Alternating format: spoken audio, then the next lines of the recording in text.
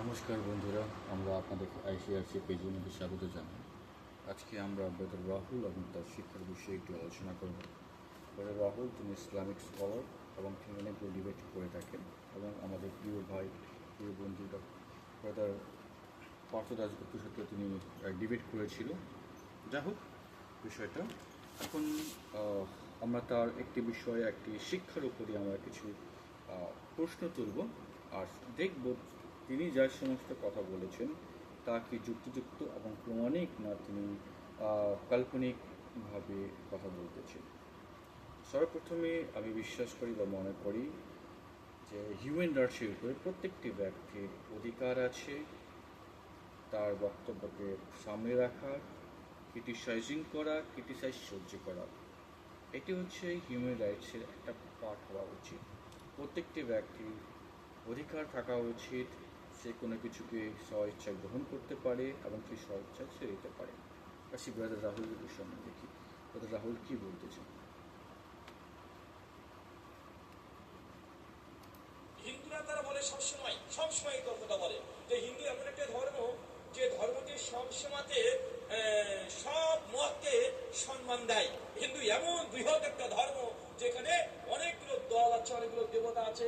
হিন্দু ধর্মে নাস্তিকদেরকেও নাকি মেনে নেওয়া হয়েছে। আমার প্রশ্ন, যদি এটাই হয় তো তিনি কৃষ্ণ ঠাকুর আচ্ছা, তুমি বিষয় বলবে। হ্যাঁ, হিন্দু ধর্মেতে নটি আপনার বলতে গেলে আইডিয়াস রয়েছে। তার মধ্যে 6টি আইডিয়া বা 6টি স্কুল অফ থটস বলতে পারেন, যেটা হচ্ছে আস্তিক দেখা, আর 3টি স্কুল অফ থটস বা ওদের ধারণা নাস্তিকতাকে দেখায়। ঠিক আছে। যদি যে নাস্তিকই হয় তো নাস্তিকে হিন্দু ধর্মেরই অংশ, তাকে মানতে হবে কেন? এবং তারা যদি বলে যে না দীনকৃষ্ণ ঠাকুর তারা তো তিনি তো কৃষ্ণ নিন্দা করেছেন, আমার একটা কথা থাকবে, দীনকৃষ্ণ ঠাকুর যদি কৃষ্ণের নিন্দাই করে তো কৃষ্ণ নিন্দা কে করেছে? দীনকৃষ্ণ ঠাকুরের শাস্ত্র দিয়ে প্রমাণ দিয়েছে। নিশ্চয় হিন্দু ধর্ম এখন হিন্দু ধর্মশাস্ত্র অনুসারে হিন্দুরা তো চলে না। হিন্দু ধর্ম এখন বেশি, সমস্ত নয়, কিছু ভাগ তারা বর্তমানে রুলিং বিজেপি পার্টি এবং তাদের প্রোপাগান্ডা দ্বারা তারা ইসলামিক জিহাদিজ আইডিয়াগুলোকে কপি করে তারাও হিংসাত্মক হয়ে গেছে। তাদের মধ্যে আমরা দেখতে পারি বজরং দল সবথেকে বড় প্রখর, যারা আগামীতে হয়তো বোম ব্লাস্ট এবং বন্দুক নিয়ে মারামারি এতেও ইনভলভ থাকবে, কারণ এরা বিভিন্ন মসজিদে ঢুকে ভাঙচুর করতেছে, চার্চে ঢুকে ভাঙচুর করছে, অনেক নিরীহ মুসলিম ভাইদেরকে গরু হত্যার অপবাদে বা যে গো মাংস নিয়ে যাওয়ার অপবাদে লিঞ্চিং করে তাদেরকে পিটিয়ে মেরে দিচ্ছে। তো বজরঙ্গল যেটা করতেছে সেটা কোনো মতেই হিন্দু ধর্মের অংশ হতে পারে না। আর দ্বিতীয় হচ্ছে, হ্যাঁ, হিন্দু ধর্ম ইন্টেলেকচুয়ালকে ওয়েলকাম করতে এক সময়, কিন্তু বর্তমানে হিন্দু ধর্ম রুলিং বিজেপি পার্টির আইডিওলজি দ্বারা প্রভাবিত রয়েছে। তো যাই হোক, এটা সত্য বলছেন। দুই, যদি কৃষ্ণের নিন্দা করার কারণে এইভাবে একটা পণ্ডিত মানুষকে তুলে নিয়ে গিয়ে মন্দিরে মারতে হয়, এটা তো ভয়ঙ্কর ব্যাপার। নিশ্চয় আমি আপনার কথা একদম যুক্তি রয়েছে, আপনি খুব সুন্দর কথা বলেছেন। কোনো ব্যক্তি যদি সে গ্রন্থ থেকে প্রমাণ দিয়ে থাকে, তবে তার দায় ভাই বা তার ক্রিটিসাইজিং করার দায় ভাই সেই ব্যক্তির থাকে না, সেই গ্রন্থের থাকে। আর যদি সত্যি কৃষ্ণের বিষয়ে তার গ্রন্থের মধ্যে, অর্থাৎ যে সমস্ত হিন্দু ধর্মশাস্ত্র রয়েছে তার মধ্যে যদি খারাপ বিষয় লেখা থাকে, তার দায় কিন্তু দীনকৃষ্ণ ঠাকুর নয়, তার দায়ভার কিন্তু সেই গ্রন্থ এবং তাদের লেখকদের রয়েছে। সেই প্রকার একই বিষয় কিন্তু আপনাদের বিষয় থাকে। যদি কেউ আপনাদের প্রফেট এবং কোরআনের বিষয় যদি কিছু কোশ্চেন্স ওঠায় বা কিছু প্রমাণ করে, তার দায়ভার কিন্তু সেই ব্যক্তি যে বলতেছে তার থাকে না, সেই দায়ভারটা থাকে আপনাদের গ্রন্থের বিষয়। কারণ কোনো রেফারেন্স ছাড়া কথা বলা আপনার একটা খুবই খারাপ বিষয়। আর যদি সে রেফারেন্স দিয়ে কোনো কিছু প্রমাণ করে, তার দায়ভার কিন্তু সেই গ্রন্থের থাকে। আপনার আমি কথায় একমত রয়েছি। তো প্রথম বিষয়, আমি আপনার কাছ থেকে জানতে চাই, কোরআন কি সব ধর্মকে সম্মান দেয়? প্রশ্ন হচ্ছে না, কারণ কোরআনের মূর্তি পূজাকে একেবারে মানে বিরোধিতা করেছে বা খুবই খারাপ কথা বলেছে। এমন এটাও বলা হয়েছে, যেটা আপনাদের মুভমেন্ট দ্বারা অনেকবার বলা হয়ে থাকে, যদি কোনো মেয়েকে রেপ করা হচ্ছে আর কেউ যদি মনে করেন মূর্তি পূজা করছে, তার মধ্যে সবথেকে জঘন্যতম পাপ কী, তো আপনারা বলে থাকেন সেই পাপটা হচ্ছে মূর্তি পূজা, রেপ নয়। এটা আপনাদের কাছে। আর যদিও এটা আমি কোনো সময় পরে ভিডিও বানাবো, ইসলামের মধ্যে যারা দাসী বা গুলামি আছে ওদেরকে দিয়ে আপনার ধান্দা করানো যায়, এটাও আপনাকে অ্যালাউ করে থাকে কোরআনের মধ্যে। ধান্দা বলতে ব্যবচার করানো যায় টাকা দিয়ে, কৃষি দিয়ে, যারা দাসী রয়েছে তাদেরকে দিয়ে। দ্বিতীয়, ইসলামে কি নাস্তিকদের কি বিধান রয়েছে? আপনার কি নাস্তিকদেরকে গ্রহণ করেন? বা কোনো ব্যক্তি যদি মনে করেন মুসলিম থেকে সে অমুসলিম হয়ে যায়, নাস্তিক হয়ে যায়, বা হিন্দু হয়ে যায়, বা খ্রিস্টান হয়ে যায়, আপনারা কি তাকে একই রূপভাবে গ্রহণ করবেন যে রূপে একজন ব্যক্তি অন্য ধর্ম থেকে আপনাদের কাছে আসতেছে? বা আপনাদের ধর্মকে টলারেন্স রয়েছে, সহনশক্তি রয়েছে? যদি দেখা যায় তার অ্যান্সার আসে না, আমি দুঃখের সঙ্গে বলতে চাই। আপনাদের সহিহ বুখারী হাদিস, হাদিস নাম্বার 3017, বুকস নাম্বার 56, কি বলে? যখন কিছু লোক তারা ইসলাম ছেড়ে দেয়, তখন তাদেরকে জীবিত জ্বালিয়ে মারে। আর এই কথা যখন মোহাম্মদ সাহেবের কাছে আসে, তখন মোহাম্মদ সাহেব বলে যে তুমি ওদেরকে জ্বালিয়ে মেরো না, জ্বালিয়ে মারার কাজটা হচ্ছে আল্লাহ, তুমি তাদেরকে হত্যা করে দাও। লিখছে, for the prophet said, if somebody a Muslim discard his religion, যদি তার নিজের ধর্মকে ছাড়ে, তাকে হত্যা করে দাও। একই বিষয় এটা হচ্ছে আমি sunna.com থেকে আমি দেখিয়েছি। একইভাবে আমি আপনাদেরকে বাংলা কোরআন থেকে বাংলায় আমি দেখাচ্ছি। হাদিস নম্বর কত, 6454, কি বলছে? তিনি বলেন, আলী এর নিকট একদল জিন্দিককে, অর্থাৎ নাস্তিক ও ধর্মদ্রোহী আনা হলো। তিনি তাদেরকে, এখানে ধর্মদ্রোহী মানে হচ্ছে যে ধর্ম ছেড়ে দিয়েছে, কারণ ইংলিশ ট্রান্সলেশন যদি আমরা দেখি, এখানে সে ইসলাম ছেড়ে দিয়েছে। তিনি তাদেরকে আগুন দিয়ে জ্বালিয়ে দিলেন। এই ঘটনা ইবন আব্বাস এর কাছে পৌঁছালো। তিনি বললেন, আমি কিন্তু হলে তাদেরকে পুড়িয়ে ফেলতাম না, কেননা রাসূল বলেছেন, কি বলছেন, এর নিষেধাজ্ঞা রয়েছে যে তোমরা আল্লাহর শাস্তির দ্বারা শাস্তিও না, বরং আমি তাদেরকে হত্যা করতাম। কেননা রাসূল বলেছেন, এর নির্দেশ দিয়েছেন যে কেউ তার দিন বদলে, কথাটাকে না বলে, যদি কেউ তার দিন বদলে ফেলে তাকে তোমরা হত্যা করিবে। তাহলে এখন কথা হচ্ছে, ইসলামে মানবতাটা কোথায় রয়েছে? কোনো ব্যক্তি তার স্বইচ্ছায় সে যে কোনো ধর্মকে গ্রহণ করতে পারে, তো তারও এটা অধিকার থাকা উচিত, সে তার স্বইচ্ছায় যে কোনো ধর্মকে ছাড়তে পারে। দ্বিতীয়, যদি কেউ ইসলামকে ছেড়ে দেয়, তাহলে আল্লাহ কি এতই কমজোর যে সেই ব্যক্তিকে হত্যা করার জন্য কোনো মানুষের দরকার হবে না? আল্লাহ সেই মূর্তিদের মতনই একজন অযোগ্য, অশক্তিশালী, কাল্পনিক ঈশ্বর, যার মানলেও কোনো ক্ষতি নাই, না মানলেও কোনো ক্ষতি নাই। প্রশ্ন রয়েছে আপনার কাছে, কেন যদি কেউ ইসলাম ছেড়ে দেয়, তাহলে আল্লাহ তাকে চুটকিতে মেরে দিতে পারে, তাকে হত্যা করার জন্য আপনাদের কেন থাকবে? কেন দরকার? আপনাদের দরকার তো ছিল না।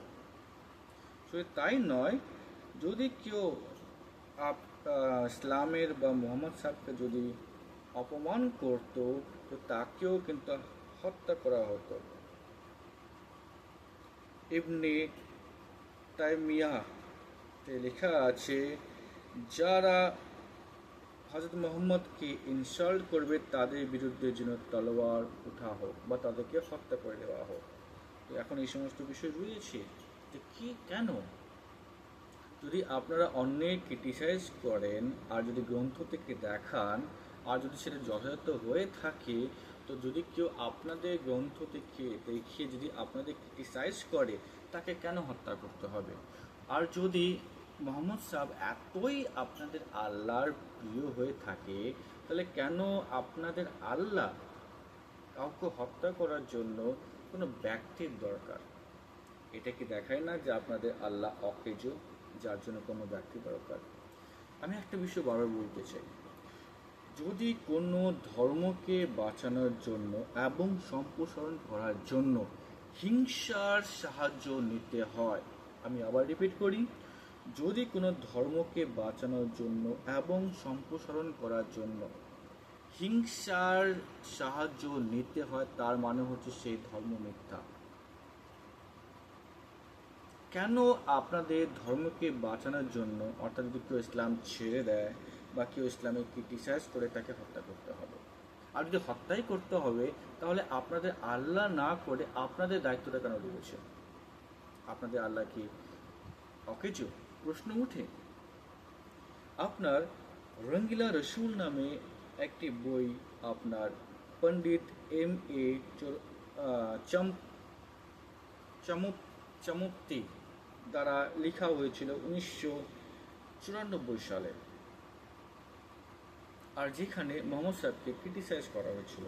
এখন প্রশ্ন হচ্ছে, যদি সেই বইতে যা কিছু লেখা ছিল যদি তা ভুল হয়ে থাকে, আপনার সেই সময় সেখানে কিন্তু কোর্টে আপনার চ্যালেঞ্জ করতে পারতেন, এবং যে ব্যক্তি লিখেছে তাকে আপনারা মানহানি কেসের মধ্যে ফাঁসাতে পারতেন বা দাবি করতে পারতেন, বা আপনারা আপনাদের ইন্টেলেকচুয়াল বা আপনাদের গ্রন্থ থেকে দেখাতে পারতেন যে উনি যে সমস্ত কথা বলেছেন সেটা ভুল বলেছে, এগুলো ইসলামে লেখা নেই। আপনারা তা না করে কি করা হয়েছে, যারা পাবলিশ করেছিলেন, মিস্টার রাজপাল যিনি পাবলিশ করেছিলেন, তাকে 2 বছর খুব চাপ দেওয়া হয়ে থাকে, যিনি লিখেছেন বইটি তার নাম বলার জন্য, যেহেতু সেই রঙ্গিলা রসুলের মধ্যে আর যে রাইটার সে নিজের নাম লেখেনি। যখন 2 বছর পর্যন্ত চাপ দেওয়ার পর যখন তিনি নাম বলেনি, তখন 1926 সালে তাকে হত্যা করা হয়। আমার প্রশ্ন হচ্ছে, আবার কেন? আপনাদের টলারেন্সটা কোথায়? আপনারা অন্যকে ক্রিটিসাইজ করতেছেন, কিন্তু যখন কেউ আপনাদের ক্রিটিসাইজ করছে আপনারা সহ্য করতে পারতেছেন না কেন? আর যদি কেউ আপনাদের গ্রন্থ থেকে যদি দেখে থাকে, তাহলে আপনারা কেন আপনাদের গ্রন্থের ভুলটিকে না দেখে যে ভুল দেখাচ্ছে তাকে হত্যা করার জন্য আপনারা একদম লেগে পিঠে পড়েন? একই বিষয়ে দেখি নুপুর শর্মা একই কথা বলেছিল আপনার মোহাম্মদ সাহেব এবং আয়েশার বিয়ের বিষয়, সেইটা নিয়ে আপনারা পুরো তোলপাড় লেগে গেলেন। কিন্তু কথা ছিল, নুপুর শর্মা যেটা কথা বলছিল সেটা কি ঠিক ছিল না ভুল ছিল? সেটা কি আপনাদের গ্রন্থে লেখা ছিল কিনা? আর একই বিষয় যখন কানাইলাল তার ছেলে যখন পোস্ট করে, কানাইলালের ছেলের পোস্টকে নিয়ে কানাইলাল যে একজন দর্জি ছিল তার গলা কেটে তাকে হত্যা করা হয়। মানবতাটা কোথায় রয়েছে আপনাদের মধ্যে? প্রশ্ন রয়েছে। আমরা আসি, তারপরে আমরা আসবো আপনার বক্তব্যগুলো একবার করে দেখব। বাল্মীকি রামায়ণ অযোধ্যা কাণ্ড 109 নম্বর স্বর্গের 34 নম্বর শ্লোকে স্বয়ং বাল্মীকি যে লিখে রেখেছে বাল্মীকি রামায়ণে, যথাহি চোরাহা তথাহি বুদ্ধা। বুদ্ধ হচ্ছে 1 নম্বর চোর। তো সনাতন শাস্ত্র তো বুদ্ধকে চোর বলেছে, আর বৌদ্ধরা যদি হিন্দু পণ্ডিতদেরকে মারে, শ্রীকৃষ্ণ ঠাকুরকে যে কৃষ্ণের নিন্দা করার জন্য মারে, তাকে মেরে দিতে হয়। তাহলে বাল্মীকি রামায়ণ তো বৌদ্ধ ধর্মের নিন্দা করেছে। গোটা ব্রহ্মা সূত্রটাই বৌদ্ধ ধর্মের বিরুদ্ধে গিয়েছে, এবং বৌদ্ধরা কি দলমত বেঁধে এসে আপনি হিন্দুদের সঙ্গে মারামারি করতে শুরু করে দেবে? কথা বলেন। তাই এরকম ধর্ম ব্যবসায়ী প্রত্যেক যুগেই ছিল। ইসলাম হিস্ট্রি খোলেন, ওখানেও পাবেন। যাক, আপনি অনেক সময় খুব সুন্দর সুন্দর কথা বলতেছেন, আমি সম্মত হই। এরকম ধর্ম ব্যবসায়ী প্রত্যেকটি যুগে ছিল, সত্য। আর সেইটা আপনাদের প্রফিটের টাইমেও ছিল, এবং শুধু তাই নয়, তাই আপনাদের প্রফিট টাইমেও করেছে। কারণ আমরা যদি ইসলামিক হিস্ট্রি দেখি, যখন হযরত মুহাম্মদ মারা যায়, সেই সময় কিন্তু আবু বকরের নেতৃত্বে আরবের মধ্যে আরেকটি দল ছিল, যারা একটা অনেক বড় অংশ সেই দলের নেতাকেও নবী মানত। আর আবু বকর কি করে, 12,000 সেনা নিয়ে ব্যাটেল অফ ইয়ামামা একটা যুদ্ধ করে তাকে হত্যা করার জন্য। প্রশ্ন হচ্ছে যে আপনাদের ধর্ম আপনারা নিয়ে চলতেন, কি দরকার ছিল ব্যাটেল অফ ইয়ামামা করে একটা অন্য ধর্মের ধর্মগুরুকে মারা? একই প্রশ্ন ব্রাদার আমি আপনাকে উঠাচ্ছি। আপনি যে সমস্ত প্রশ্ন অন্যদিকে করতেছেন যেটা মানবতাকে যুক্তি সহকারে, সেই প্রশ্নগুলি আপনার উচিত আপনি নিজের ধর্মের বিষয় দেখার জন্য বা নিজের ধর্মকে করার জন্য, তবে আপনি সত্যকে বুঝতে পারবেন। দরকার ছিল না 632 সালে আবু বকরের নেতৃত্বে ব্যাটেল অফ ইয়ামামা করার জন্য এবং তার সেই যে ধর্মগুরু ছিল তাকে হত্যা করার জন্য, যেটা অন্য ধর্মের ধর্ম, যে নিজেকে নবী বলতো। যাই হোক, এর একটা প্রশ্ন রয়েছে, তারপর আমরা দেখি। জাকারিয়া ইয়াইয়াকে ভাই হত্যা পরিশ্রম করে নাই। একটা আশ্চর্য কবি ইয়াইয়াকে ইহুদিরা মন্দিরের মধ্যে মেরেছে, মসজিদের মধ্যে তার গদ্দটিকে উড়িয়ে দিয়েছে, বাইবেলে লেখা আছে গসপেল অফ লুক চ্যাপ্টার 18 এর মধ্যে। আচ্ছা ব্রাদার, আমি আবার বলি, আমি জানি আপনার কনফিডেন্স অনেক বেশি রয়েছে আর যার জন্য আপনি অনেক কিছু বলেন, আর সমস্যা হচ্ছে এই অনেক কিছু বলতে গিয়ে আপনি অনেক কিছু ভুল বলেন। যেমন মোহাম্মদ সাহেব অনেক কিছু বলেছেন, বাইবেলের বিষয় এখানে লেখা আছে, এটা ওখানেও লেখা আছে অন্য বিষয়, কিন্তু তা দেখা যায় পরবর্তীতে মোহাম্মদ সাহেব যে সমস্ত কথা বলেছেন সেটা বাইবেলের সঙ্গে মিলতেছে না, তার জন্য আপনারা বলেন বাইবেল ভুল। যাই হোক, ব্যাপার হচ্ছে লুক তার 18 অধ্যায়ের মধ্যে ইয়াহাইয়ার বিষয়ে কোনো কিছু বলাই নেই। আপনি একটু বাইবেল খুলে দেখে নেবেন, লুক তার 18 অধ্যায় যেটা আপনি বলেছেন। দ্বিতীয়, ইয়াহাইয়াকে কোনো মন্দির, মসজিদ বা ধর্মস্থানে হত্যা করা হয়নি। ইয়াহাইয়ার হত্যা হয়েছিল জেলের মধ্যে। তৃতীয়, ইয়াহাইয়াকে কোনো ইহুদি হত্যা করেনি। ইয়াহাইয়াকে হত্যা করেছিল কিং হেরোদ অ্যান্টিপাস। আপনি একটু স্টাডি করে দেখেন কিং হেরোদ অ্যান্টিপাস কী ছিল। সে বাই জেনেটিক ওয়েতে বলতে গেলে সে একজন রোমান ছিল। তো যাই হোক, এটা বিষয় রয়েছে। তো আপনার যখন আপনি কোনো কথা বলতেছেন আপনি একবার চেক করে নেন। সমস্যা হচ্ছে যে মুসলিমদের মধ্যে তারা যেহেতু অন্ধের মতন সব কিছু তাদের মৌলবি দেখে অনুসরণ করে, সেই প্রকারই হয়েছে আপনাদের বিষয়। যাই হোক, আপনি একটা বললেন যে ইসলামের মধ্যে, কারণ আপনারা ইয়াহিয়াকে বা জন দ্য ব্যাপটিস্টকে আপনারা মুসলিম মনে করেন, কিন্তু ইসলাম শুরু হয়েছে আপনার হযরত মুহাম্মদ থেকে। কিন্তু এই হত্যার বিষয়ে আমি আপনাদের কিছু বলতে চাই। প্রথম বিষয় আমি জানতে চাই, হযরত আলীকে কে মেরেছিল এবং কোথায় মেরেছিল। তার প্রশ্ন হচ্ছে হযরত আলীকে মেরেছিল আপনার কুফাতে একটি মসজিদে 19 রমজানে, যখন হযরত আলী সে নামাজ পড়তেছিল তখন তাকে হত্যা করা হয়েছিল, তরোয়াল দিয়ে তাকে মারা হয়েছিল মসজিদের মধ্যে 661 খ্রিস্টাব্দে 26 জানুয়ারি। দ্বিতীয় প্রশ্ন, হযরত আলী ওয়াইফ অর্থাৎ হচ্ছে ফাতিমার মৃত্যু কীভাবে হয়েছিল। অ্যাকর্ডিং টু শিয়া সোর্স অনুসারে, এবং আমরা যদি ইসলামিক হিস্ট্রি দেখি, জানো হযরত মুহাম্মদ মারা যায় তার 3 দিন পর্যন্ত তার লাশ প্রায় কবর দেওয়া হয়নি, কারণ তারা ফাইটিং করতেছিল যে কে নেক্সট খলিফা হবে। আর সেখানে হযরত আলী সে দাবি করতেছিল যে আমি তার ভাই এবং তার জামাই উভয়ই, তো আমি সেখানে প্রথম খলিফা আমি হব। কিন্তু উমর, আবু বকর এবং উসমান এবং তাদের দল তারা অন্য কিছু পরিকল্পনা করতেছিল। তো সেই সময় হযরত আলী রাগ করে বেরিয়ে যায়। পরবর্তীতে তারা ঘোষণা করে যে আবু বকরকে প্রথম খলিফা ঘোষণা করে, যেটা হযরত আলী মেনে নিতে পারেনি।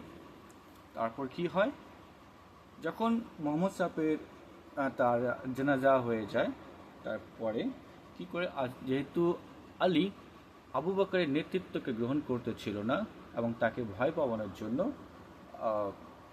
আবু বকর যে প্রথম খলিফা ছিল সে কিছু লোকের মুসলিম সেনাকে পাঠায় আলীর ওখানে, আলীকে ভয় পাওয়ানোর জন্য, যাতে আলী আবু বকরের নেতৃত্বকে গ্রহণ করে। কিন্তু আলী যখন দেখে যে মুসলিম সেনারা এসে তাকে ভয় পাওয়াচ্ছে এবং সে ঘরের মধ্যে রয়েছে, তো সে তাদেরকে প্রতিরোধ করতে সে তরোয়াল নিয়ে বের হতে চায়। সেই সময় ফাতিমা সে বলে আমি হচ্ছে প্রফেটের মেয়ে, আমাকে দেখলে ওরা চলে যাবে এবং কোনো ঝগড়াঝাটি হবে না।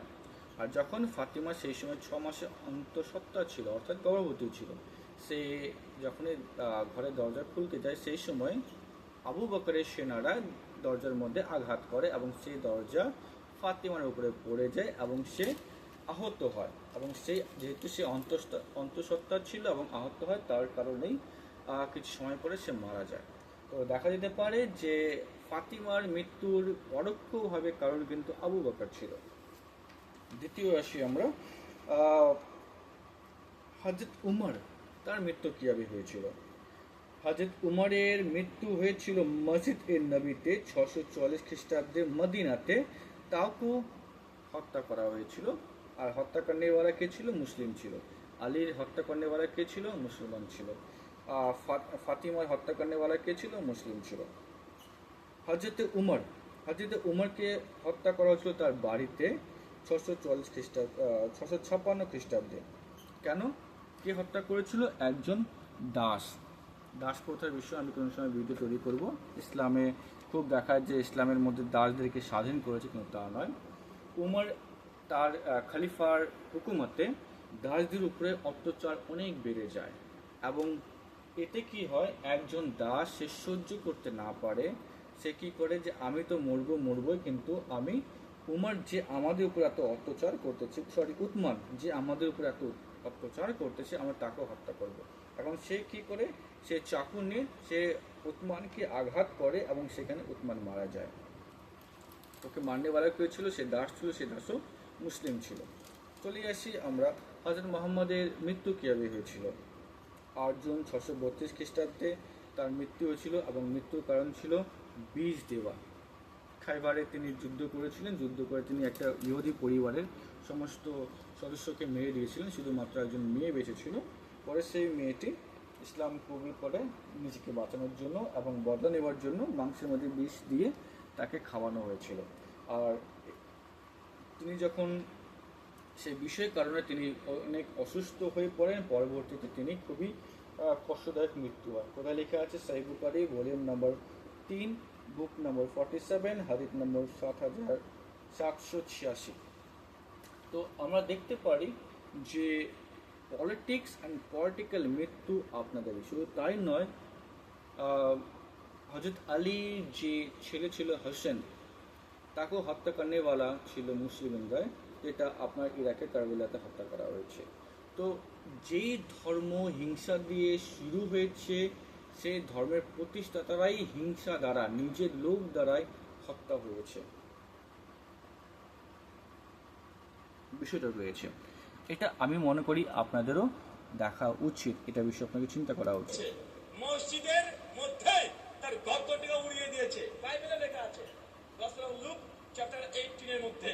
তাই মানুষ সংস্কারবাদী যখনই হবে, চাই সেটা মুসলমান হোক, চাই সে হিন্দু হোক, দেখবেন এক শ্রেণীর ধর্ম ব্যবসায়ী আছে যারা, তারা উঠে বেড়ে লেগে সে মানুষের পেছনে লেগে যায়। দীর্ঘকৃষ্ণ ঠাকুরের সঙ্গে সেটাই হয়েছে। একই কথা, যখন মুসলিমদের কুপ্রথার বিষয় বা ইসলামের বিষয় যখন কেউ সংস্কার আনতে চায়, মুসলিমরা ইসলামে সেটা গ্রহণ করে না এবং তাদেরকে হত্যা করার আদেশ দেয়। আর আমি শুরুতেই বললাম, আমার প্রিয় ভাই রাহুল, যে ধর্ম বাঁচানোর জন্য এবং সম্প্রসারণের জন্য হিংসার সাহায্য নিতে হয়, সেটা হচ্ছে কুধর্ম বা ভুল ধর্ম। আমি আপনাকে দাওয়াত করতে চাই, আপনি প্রেমময় ধর্ম খ্রিস্ট বিশ্বাসে আপনি আসেন। আমরা আশা করি আপনি আমাদের দেওয়া তথ্যকে আপনি যাচাই করবেন, এবং আপনার দেওয়া যে যুক্তি রয়েছে সেই যুক্তি অনুসারে যখন আপনি অন্য ধর্মকে দেখতেছেন, আপনি সেই যুক্তি অনুসারে নিজের ধর্মকেও আপনি দেখবেন। ঈশ্বর আপনাকে আশীর্বাদ করে। ধন্যবাদ।